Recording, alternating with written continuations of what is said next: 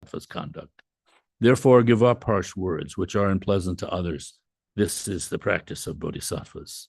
Habitual disturbing emotions are hard to stop through counteractions. Armed with antidotes, the guards of mindfulness and mental alertness destroy disturbing emotions like attachment at once, as soon as they arise. This is the practice of bodhisattvas. In brief, whatever you are doing, ask yourself, what's the state of my mind? With constant mindfulness and mental alertness, accomplish others' good. This is the practice of bodhisattvas. To remove the suffering of limitless beings, understanding the purity of the three spheres, dedicate the virtue for making such effort to enlightenment. This is the practice of bodhisattvas. For all who want to train on the bodhisattva path, I have written the 37 practices of bodhisattvas following what has been said by the excellent ones on the meaning of the sutras, tantras, and treatises. They're not poetically pleasing to scholars, owing to my poor intelligence and lack of learning. I've relied on the sutras and the words of the excellent, so I think these bodhisattva practices are without error. However, as the great deeds of bodhisattvas are hard to fathom for one of my poor intelligence, I beg the excellent to forgive all faults, such as contradictions and non sequiturs. Through the virtue from this, may all living beings gain the ultimate, conventional, altruistic intention, and thereby become like the protector Chenrezig, who dwells in neither extreme, not in the world nor in peace.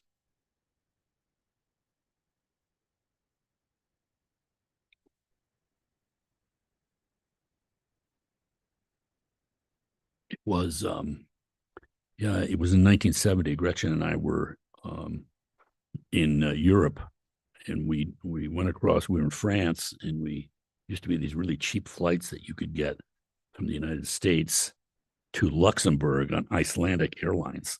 it was I want to say pass fail. It's not that. It's standby. Yeah, standby. Yeah, so you didn't even have a reservation. You stood in the airport in New York until they had a seat, and off you went. And we wanted to go to England, so we went across the English Channel to Ramsgate, and then we were hitchhiking. We were trying to get to, can't remember what our first aim was. I think it was Canterbury. And lo and behold, we got picked up by a British couple driving their Volkswagen. Did you know they all drive on the wrong side of the street? No. And a couple that was on, they had their annual vacation, and they just happened to have a car breakdown, and they had just picked it up from the shop, and so it was all rather fortuitous. But anyway, they let us stay at their house in Canterbury, and as it was, they were kind of like just a working class couple, but like history buffs, and they knew the person who owned this really medieval building house where, I should go back a bit in case people don't know. This is Canterbury Cathedral is one of the, three great, I think, cathedrals in England. And it was where this big battle took place between like church and state a long time ago. The king of England, I think it was Henry II, I'm not sure, but at any rate, he had this good friend who was his prime minister, Thomas Becket, and there was a death in the church, and they needed a new archbishop for the head of Canterbury Cathedral, and Henry thought this was his great chance, so he named his buddy to become the archbishop of Canterbury, and Henry thought that he had the whole thing wrapped up because he was sitting on the throne, he controlled the state, and now he had his good friend controlling the church, and there wouldn't be any more problem. But Becket, to everybody's surprise, he had been known as kind of a slippery character, but now he became sort of like sincere believer. And so he was objecting to lots of things that Henry was trying to do. At any rate, at one point, Henry was Norman, so the Normans had come over from France to conquer England, a generation or two before. And Henry got drunk. I think they were in one of his castles in northern France, and said, "Isn't there anyone who will rid me of this meddlesome priest?" And his knights around him, they said, "Well, that's what it's all about." So they hustled over the English Channel to England. They're going to go to Canterbury and kill Thomas. When they got to Canterbury, they went into this room in this house that these friends now were showing us, the room where they put on their armor. So they put on their armor, they went to the cathedral, and they cut off the top of Thomas's head, and it became this big deal because the Pope got involved and said, you can't be killing our archbishops like this. And Henry had to eat a little crow. At any rate, years later, so that's where we went. We wanted to see Canterbury, and these friends got us into the very room where the knights, it's privately owned now, it's not open to the public. So fortunate for us, where the knights actually put on their armor, which is just down the street from the cathedral. But nonetheless, when we were at the cathedral, tacked to it is an old medieval hospital. And it lists there, it was run by the church, and they have written on the wall every, I guess they were monks who were head of this monastic hospital. And, it went from this guy to this guy to this guy to this guy, all the way down to the modern day. And I was so struck looking at this lineage, basically, at how short it was. And we were talking about 1085 or something when this happened. I can't remember. So for us, we say, oh, this is forever. Like in America, oh my goodness, they invented corn curls in 1923. It's ancient. But what struck me was how close we all are in time to that time. So,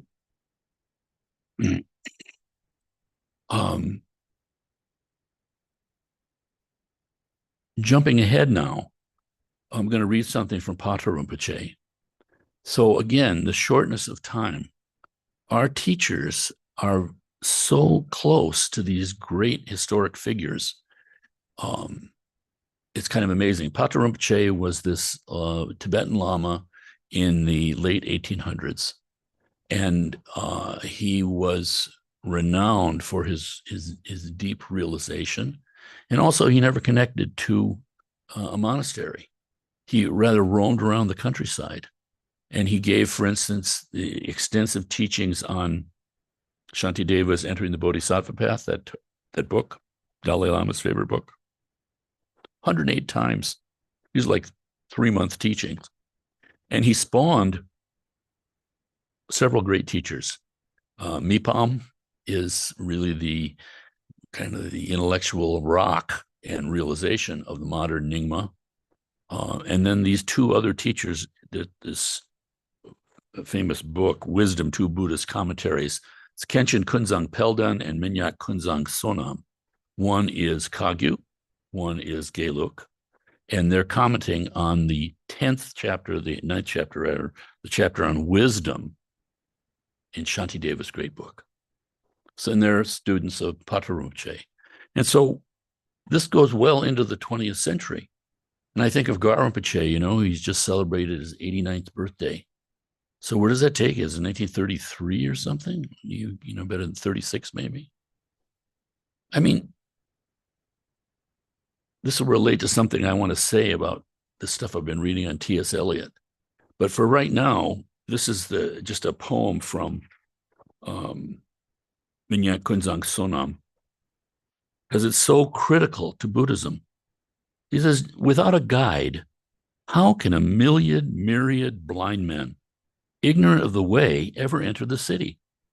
Without wisdom, the 5 perfections, like blind men without a guide, will never be able to reach enlightenment.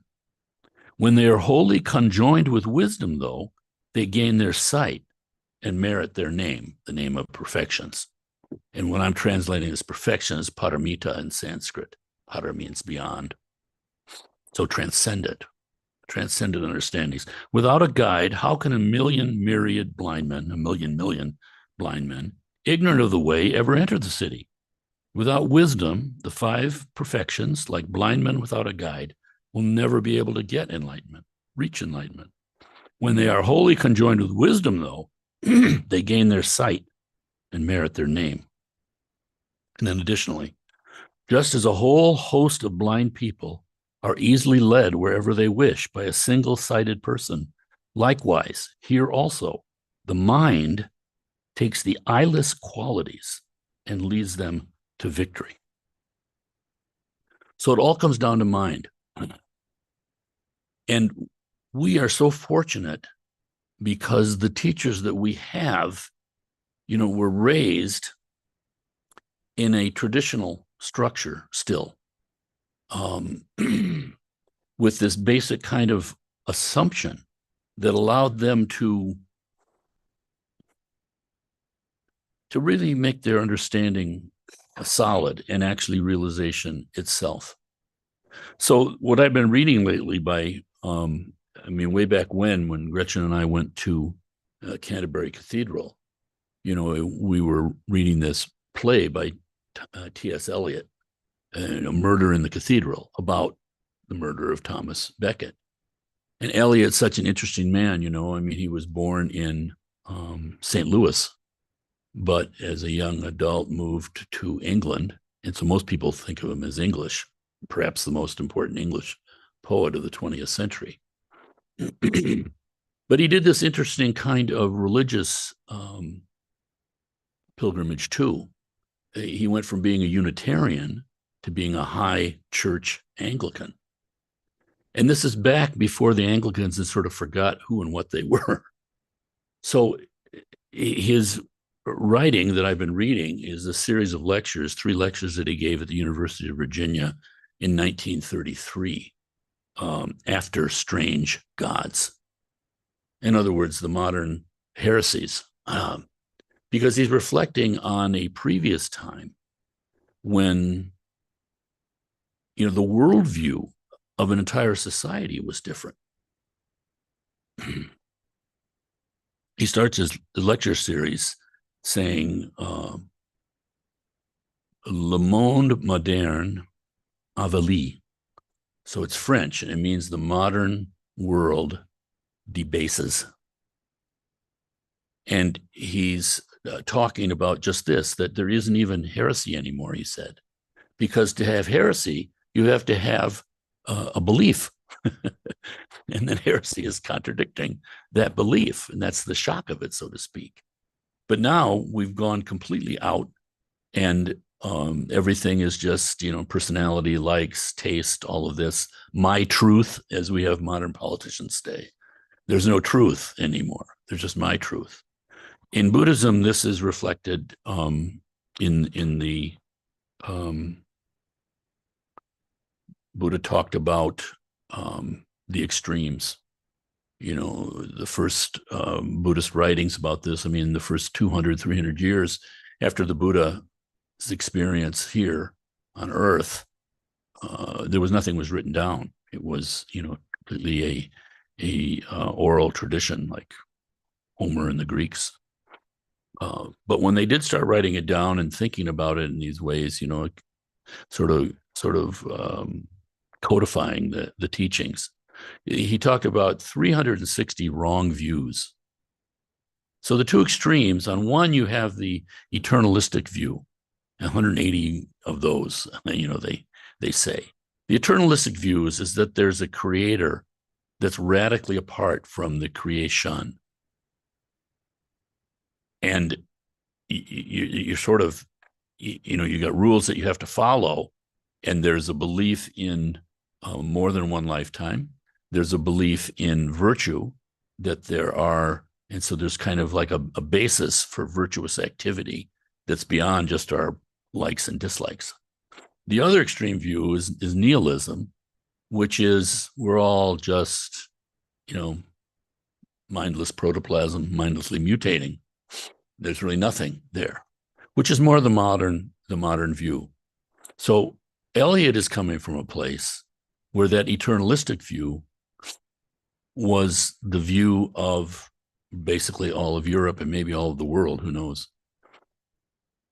And so he's talking about how now someone can be offended if something is said, like he's talking 1933 now, he's talking about someone can be offended if you say something disrespectful, he says, of like the royal family, or if you say something disrespectful about the church. And he kind of links it to the royal family because, like, the royal family, it's not that you're part of the royal family and you really care, but there's just kind of like this inheritance that we have. You're supposed to feel that way. And he said similar to the church, but there isn't really this kind of a heresy anymore. And so we're kind of lost. The Buddhist way is the middle way. Buddha said his way was the middle way between those two extremes. Now, it's also said that the eternalistic view has a basis for virtue. And therefore, there's positive karma that can be created, accumulate. Because you're doing something, and so there's a transcendent, you might something that transcends our ordinary awareness. Whereas on the other hand, the nihilistic view is very dangerous. There's a story of a man who was seeking enlightenment. And this is in ancient India. And, he went to a teacher because he was very frustrated. He was just didn't have any confidence that he was on the right path, that he was getting anything. And he just felt like he was just very kind of karmically blocked. And the teacher told him, oh, here, I'm going to give you this mantra. And you memorize it. And then you walk like halfway across India. And in the middle of this forest, there's a stupa. And there is a naga, like a dragon or a serpent that lives inside that stupa. You have to find that stupa. And then when you do, you'll recognize it by these marks.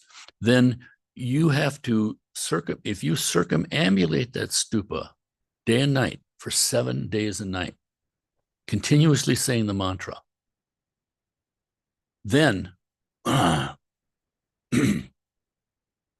you will have an experience that is your enlightenment. So he did that. He found it in this jungle. He recognized the signs, and he's writing the mantra, and he's all geared up for it. 7 days and nights, walking around continuously, not stopping. Can you imagine? And sure enough, at the end of the 7th day, from the stupa, came this, like dragon-like thing. But also at the same time manifested in his arm this sword, the sword of wisdom. And with that, it's kind of like St. George and the dragon. He was able to slay the dragon, and lo and behold, his enlightenment. But the danger was that if he failed in that, the dragon would destroy him, the naga would destroy him. So there was great risk, and he knew the risk that he was undertaking. Well, the teachers back in the old days said that the wrong view of emptiness, which is the nihilistic view, nothing matters, no basis for virtue, we're all just emptiness, how wonderful. The wrong view of emptiness was more dangerous than that practice. So Eliot is writing, and he's trying to point out kind of the dangers of our modern view. And we all have this. We're all conditioned this way. And so I was thinking, of the advantages, you might say, or the happy circumstance that the teachers that we have were born into. So there's a basic kind of confidence in the Buddhist view. Tibetans don't necessarily know it. If you go to a big, empowerment or something that happens in India or with the Tibetans, most Tibetans don't have the text. They're just generating devotion, confidence in the Lama as being manifestation of the Buddha, and they're getting blessings that way. I mean, that works. But it's in the West where we want to have the text and want to learn, and that's a very good thing. When Lamas first came to Rochester, we were printing out texts, and the Lama had also been to Germany, and he said, yeah, it's a very good thing. Americans want to learn, they want to get it right. They want to be doing with the Lama. That's all very positive. He says, and Americans seem better that way. He said, in Germany, sometimes I notice they go very strongly in the wrong direction. He says, like that guy that caused trouble a few years back. He's talking about Hitler. He didn't know who Hitler was. So this is a different world for us. And this is the world in these lectures that Eliot is trying to point to, that we've lost the capacity for heresy. Said in order to come to goodness, you have to understand evil. And so we have these teachings. It's just remarkable for us, for many places. Why do we present all this stuff, especially the Tantra can be so unattractive to people, they don't know it, but yet you try to present the full range because there's a full range of human beings out there, and what works and what works for them, can be, you don't know. At the very least, we're planting seeds. So this overcoming this natural kind of confidence and just not knowing is a real thing. The greatness of the Dharma, though, to me, what's always struck me was that after his great enlightenment, the Buddha hesitated to teach. I mean, think of that.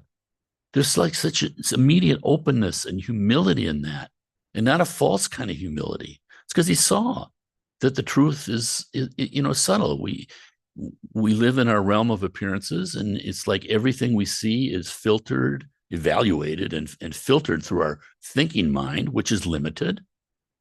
But it's the worst ruler, your thinking mind, your merely thinking mind, but it's your greatest servant. It's tremendously powerful. And by using it in the right way, you might say, we link into it. It's not different. Those waves on the surface of our mind are the ocean too. Even though we're only seeing the surface, they are in their nature the depths of the Marianas Trench. And so we are able to connect.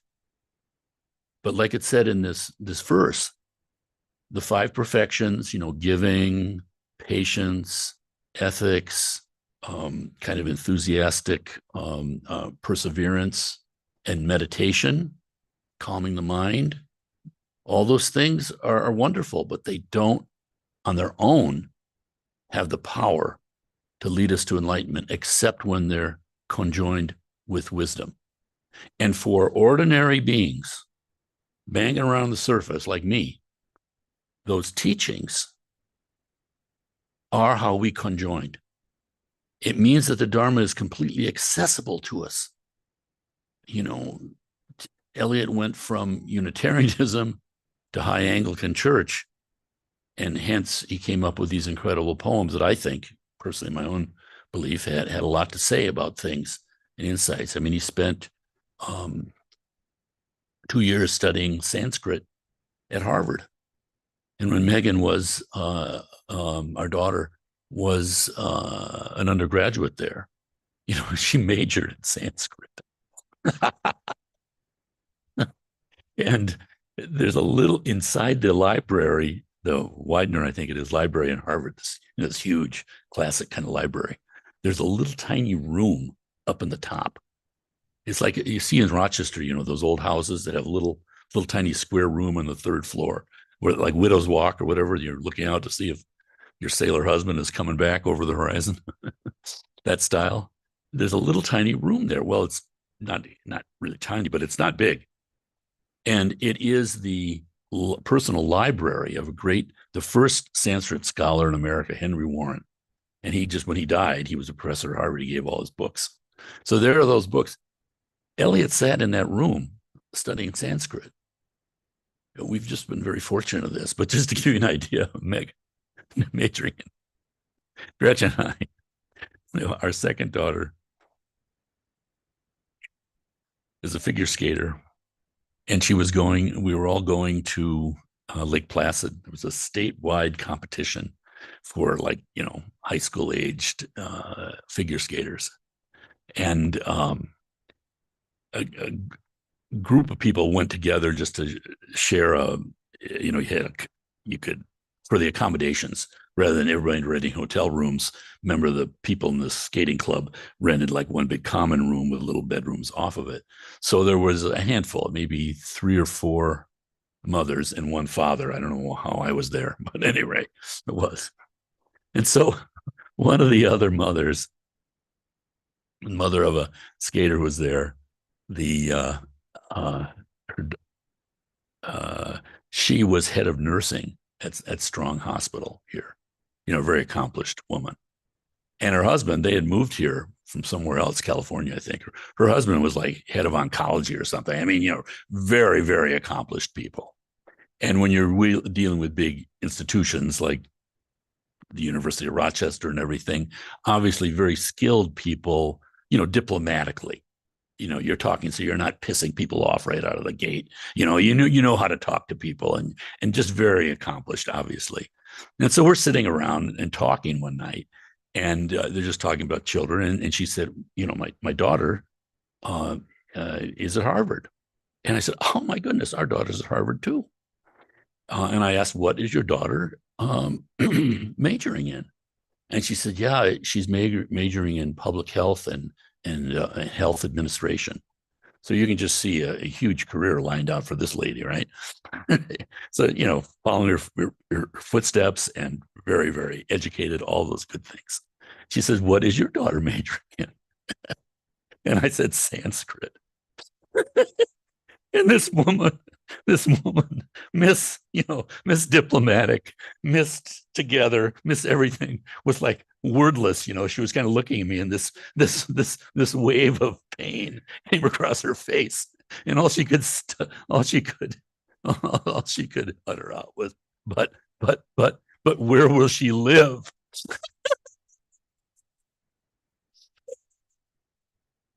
So that's the culture that we live in, right? Eliot says somewhere that we will all fall down and worship the gross national product. And he's saying that these people that lived previously with a different worldview is that even if they weren't like even a big believer, they still had this sense that, well, it mattered what we did here because you're going to heaven, you're going to hell. And even if they didn't believe in it, they were still acting that way because they had to give a lip service. Just like right now, he's saying 1933, someone insults the queen or the king, I guess at that time. Everyone acts like they're offended, even though they're not really offended. It's more just for show. So we're living kind of an age on the surface, an age really of falsity compared to the depths of our mind. And then I see how people like, speaking of yours truly, who are completely lost in their own thoughts and arrogance and ideas and urges and everything, somehow stumble into this. It's truly mind-boggling. And we're very close to Patrul Rinpoche. When Gar Rinpoche was recognized as a Tulku, as a Nirmanakaya, as the rebirth of a previous teacher, the Gar lineage goes way back, of course. The first one named Gar was the minister of the Tibetan emperor. And when this emperor decided, Sonsan Gampo, Tibet was this, really Central Asian powerhouse. They had conquered the capital of China. We see like National Geographic in Xi'an, that city in Western China, where there was 5,000 terracotta statues buried. That was the capital of China. And the Tibetans conquered that. It was at that time. And so Zongsan Gampo said, well, okay, we're going to be Buddhist now, basically. Who knows where that came from, but nonetheless, so they brought the first Buddha figure from China to Lhasa, and he married, as part of the peace treaty between China and Tibet. The emperor of China gave his daughter, his Buddhist daughter, as a bride to Somsen Gampo. She was the one that brought this first Buddha figure back to Tibet. This is the story. But the Minister Gar, was sent to China to bring her back. So Garsha Rinpoche's lineage goes back at least to there. And then even before that, there are certain Indian realized scholars, Dharmakirti, I think, who he's considered to be the rebirth of. But nonetheless, so here you have this boy living in rural Tibet, right? Kind of wild area. And he's recognized as being the rebirth of this previous teacher. And Garambache tells the story of how they were bringing him to the monastery because, he had to start his training. He was 7 years old. And they're going to the monastery, and he was pointing out to his father, look, Mahakala is here. The wrathful form of Chenresig, the wrathful form of Avalokiteshvara, Kanon, the great bodhisattva of compassion. The Dalai Lamas are considered to be a manifestation of Chenresig, as is Chetsang Rinpoche. So the wrathful aspect of that, who appears as crows at the birth of Dalai Lamas, he saw this figure dancing, leading him to the monastery. And he pointed it out. And his father said, you can't talk like that. You just keep that to yourself. But they're that close to this tradition that this kind of, mind stream is manifesting. And that I think that of us, in all of our struggling and in all of our materialism and in all of our, oh my goodness, jealousies, just rich, like Lama Tarchin would say, I am the king of samsara.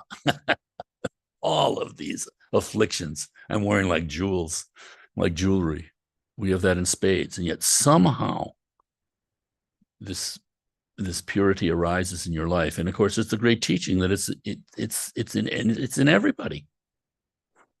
But to somehow have the understanding of wisdom so that these positive qualities of giving, toleration, patience, all these things, that they have like a transcendent value. It means a deeper value, like really affecting.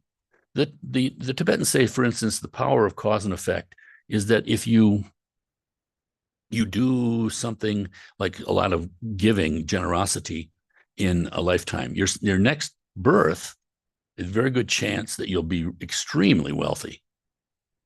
But without the understanding of wisdom, basically you blow it. You just get lost in all these kinds of things because everything's so easy and wonderful. And then, of course, the next lifetime, you're not doing so well because you didn't practice any generosity anymore. So it's the thread is what? The thread ultimately is recognition of our true nature. And even where we think we haven't realized it, we can still touch into valid teachings that we can test. It's the Buddha saying, hesitating to teach. We don't judge ourselves and saying, we can look at all our deficiencies and how I don't have full understanding, the doubts that I have and all that. Those do not disqualify. It just means you work with it. So what we've done here, for instance, because the Tibetans believe that really the most effective teachings for our particular era are the tantric teachings. Easily misunderstood. But why? It's said because in an age when the afflictions, the emotional afflictions are particularly strong and assaulting people, and when understanding is lacking, where people see virtuous things as being non-virtuous, and people see non-virtuous activity, thought, beliefs as being virtuous, that's when the Tantra is effective. And so but it completely, the mind of the Buddha is that infinite love and compassion. And so it's a way for us effectively to touch into the nature of our own mind. It's like Garambache says, the outer Lama, the appearance of the outer Lama is your inner Lama, appearing in a way that you can relate to.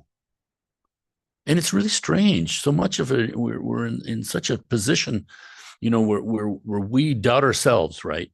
But it's easier somehow to have faith in someone outside of ourselves than it is have faith in ourselves. It's like crazy. So this is a very skillful way. It's all just skillful, a skillful way of bringing us back to who and what we really are. I think sometimes, all of these methods, because I sort of feel like myself, like I kind of went from Unitarianism to high Anglican church. I mean, it went from like Western Zen to suddenly Tibetan Buddhism. And it's like, what is all of this? It wasn't something that was attractive in the sense that, oh, this is what I want to do. Somehow, by something spontaneous, found myself involved in it. It wasn't like a conscious choice. So wanting to try to control your life through your thinking and planning and everything, all that was stripped away. And lo and behold, this is what happened.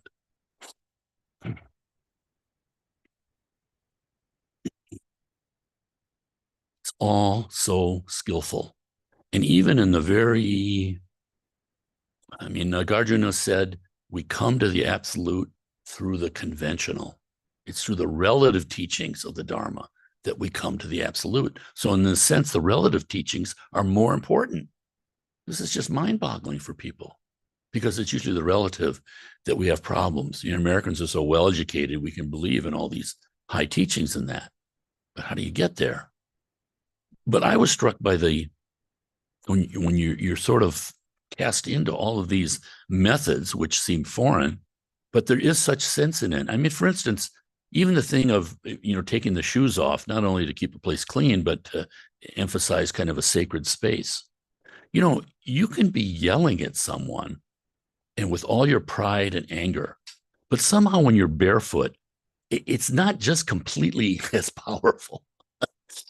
There's something about having boots on and all that. The boots come off. There's just a diminution of our rank arrogance, or even the prayer gesture of putting the hands together.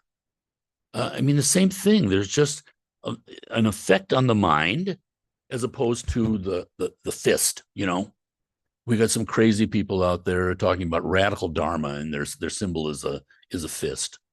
And they're just all lost in politics and all the stuff that's there. So all of these things work.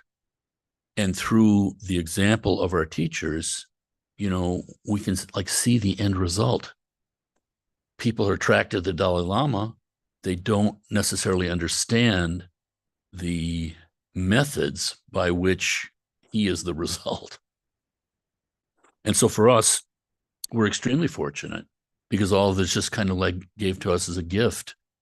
But what is to be understood is that this is your karma. It's because of the virtuous things that each one of us has done. Otherwise, this just can't arise.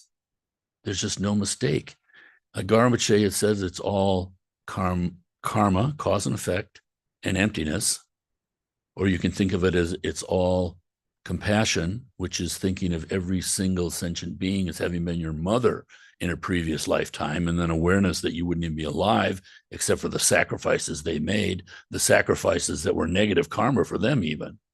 So in one sense, it's just cause and effect and emptiness, but it's also compassion and wisdom, which are all sentient beings as having been your mother, and recognizing the dreamlike nature. Now note that it's not false. It's just dreamlike. You look at that picture of yourself when you were 5 years old. Who is that being? And then you can see with, Gar Rinpoche gets into these teachings from his own experience of the visualizations. And so even though we feel like, oh, I'm not qualified, for instance, in Tibet, they said that you should be examining a teacher for 13 years before you took kind of the vows of commitment, the vows of Samaya, they're called. Damsig in Tibetan. 13 years. But of course, in our modern world, nobody can do that. So someone like Gar Rinpoche, he's taken a lot of criticism for presenting these tantric teachings, for having Westerners do Vajrakalaya, Yamantaka, and putting out the teachings that he's done on it.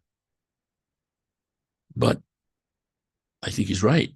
You don't know. He doesn't judge individual people, like what's your karma. If you're having contact with this, you have the appropriate karma. And then it's up to us to do what with it. But nonetheless, this whole teaching on the development of ourselves in meditation, again, to say briefly, the whole Buddhist world is talking about Buddha, Dharma, and Sangha, taking refuge, Buddha, Dharma, and Sangha. It's like a horizontal axis. The Tibetans, it's not just Tibetans. This was in China, this was in India, this is in Korea, this was in Japan, this was in Mongolia, but Tantric Buddhism, not only is it Buddha, Dharma, Sangha, but there's a vertical access of the Lama, the Yidam, the visualized deity, and the Dakinis, the helpers, the sky goers. And so there's this inner kind of direction, and therefore very skillful, very powerful. We generate ourselves in the development stage as a Buddha, and we practice with the body, speech, and mind of a Buddha. And then that all dissolves into the final stage, which is the completion stage, where you're resting in the mind of a Buddha. Why does this work? Well, one, in the horizontal axis, Buddha, Dharma, Sangha, we're practicing the causes of happiness. We're practicing the causes of Buddhahood. So we practice and we get a result, right? In Tantric Buddhism, which doesn't deny the truth of any of the causal Buddhism, we're practicing the resultant path. So there's the causal path, which is the conventional. Then there's the resultant path. Why? Since we are Buddha right now, but just don't know it. It says in Kala Chakra,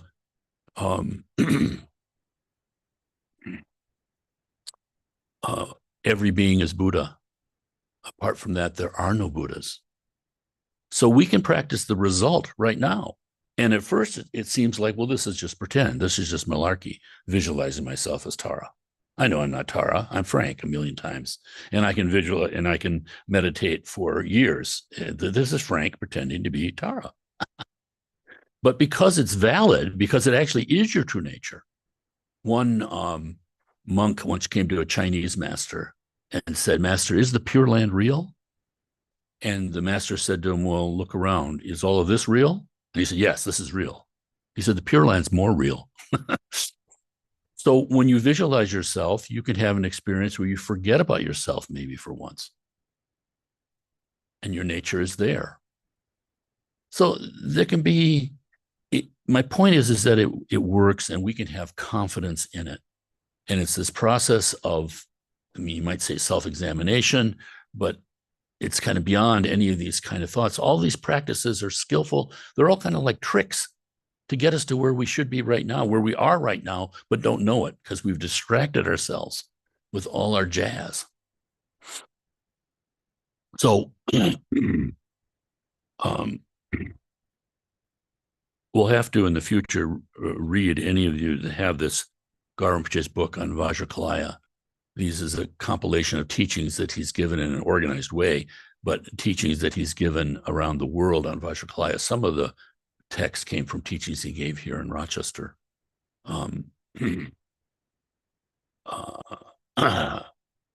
it's very wonderful, the discussion that he has, this complete unity, you might say, of these aspects of Buddha mind, the vastness, the Dharmakaya, the complete skillfulness and blissfulness of the Sambhogakaya, and the complete right here, right now of the Nirmanakaya. These experiences are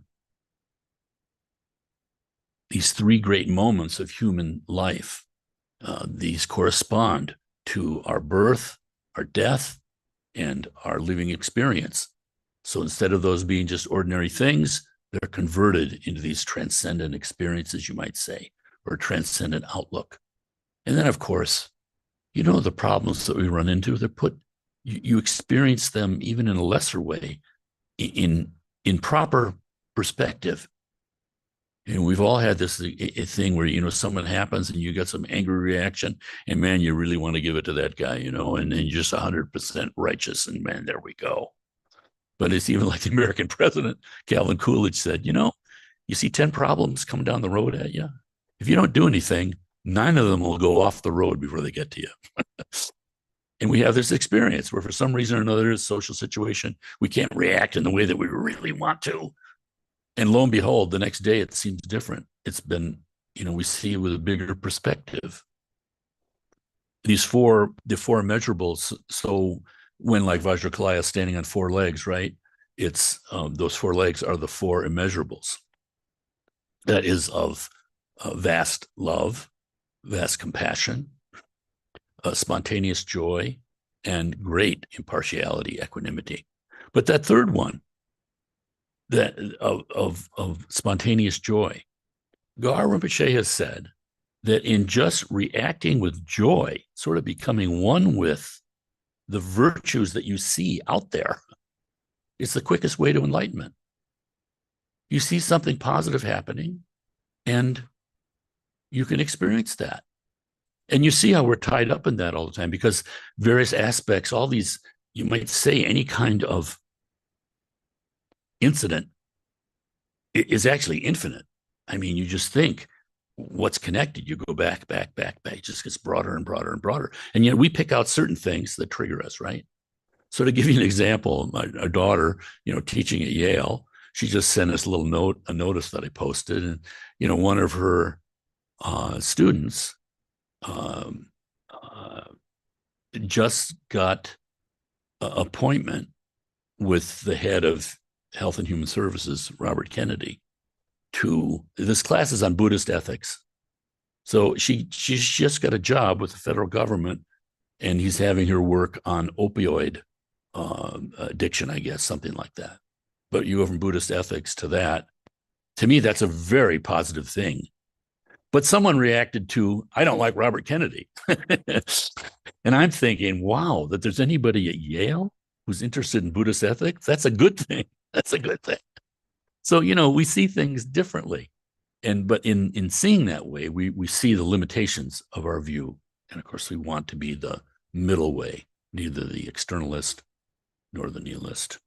So we'll be reading more of that in the future. And outside of that one thing of the modern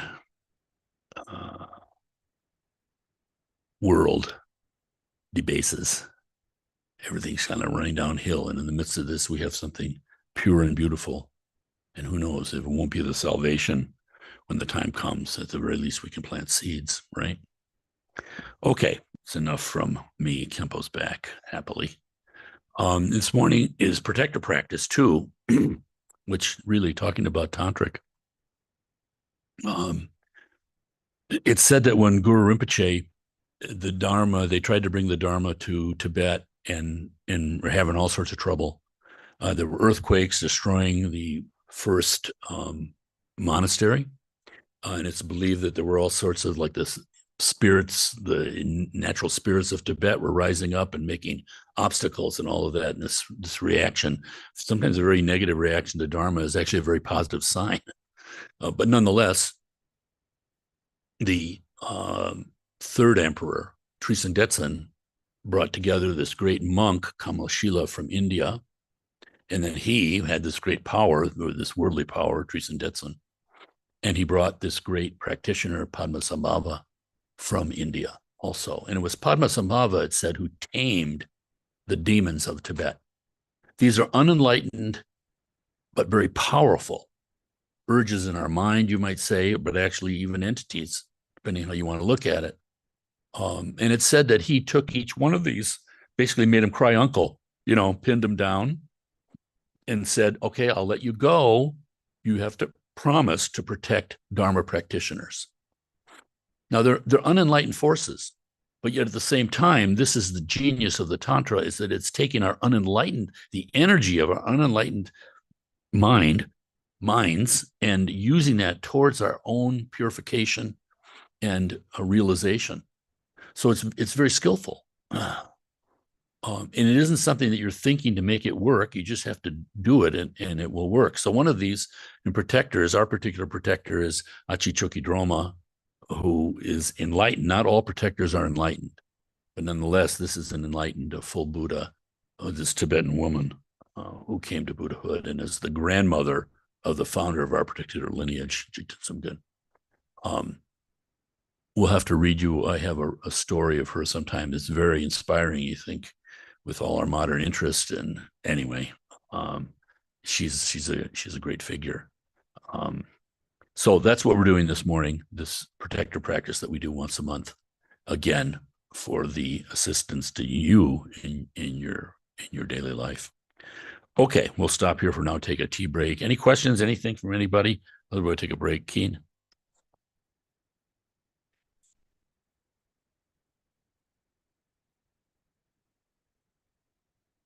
Give him Mike. Purbas. I was thinking that he pin him, because there's the Purba of compassion. Yeah. Bodhicitta. I forgot the other. Yeah, that's two. right. That's right. That's the symbol, the meaning of the Purba, the Vajra dagger. Yeah. You're pinning down your obstacles. Right. Yeah, very much so. It all kind of works together, right? Full circle. Man. It's the first time I just really thought Right. that.